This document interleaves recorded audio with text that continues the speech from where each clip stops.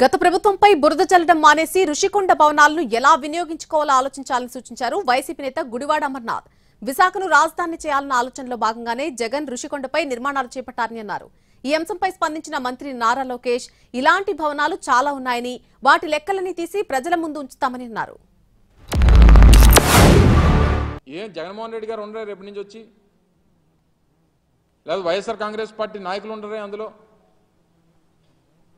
ప్రభుత్వానికి సంబంధించి టూరిజం డిపార్ట్మెంట్కి సంబంధించినటువంటి నిర్మాణాలు దాన్ని ఏ రకంగా వినియోగించుకోవాలనేటువంటిది చేయండి. 4-5 బ్లాకులు ఉన్నాయి అందులో. అది ప్రజలకు వినియోగిస్తారా, లేకపోతే టూరిజం వినియోగిస్తారా, లేకపోతే ప్రభుత్వం సంబంధించినటువంటి అతిథి గృహాలుగా వినియోగిస్తారా అనేటువంటిది నిర్ణయం తీసుకోండి. మీ విధానం ప్రకారం అమరావతిని రాజధానిగా కొనసాగించాలనేటువంటి నిర్ణయం తీసుకున్నారు. గుడ్, మీకు అధికారం వచ్చింది, మీరు నిర్ణయం తీసుకున్నారు. గతంలో మేము చెప్పినట్టుగా నిర్ణయం మంత్రి గారు మాట్లాడుతూ 1,00,000 కోట్ల రూపాయలు ఖర్చు అవుతుంది అనేటువంటి మాట మాట్లాడారు. మేము ఆ మాట మొదటి నుంచి చెప్తున్నాను.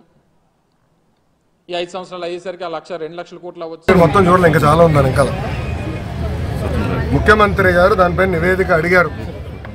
ఎంత ఖర్చు అయింది, దేనికి ఖర్చు పెట్టారు, మొత్తం డీటెయిల్స్ అడిగారు. ఇంకా రావాల్సిన అవసరం ఉంది. ఇదే కాదు, ఇలా చాలా కట్టినట్టున్నారు. అన్ని వివరాలు వచ్చిన తర్వాత ప్రజల ముందర పెడతాం.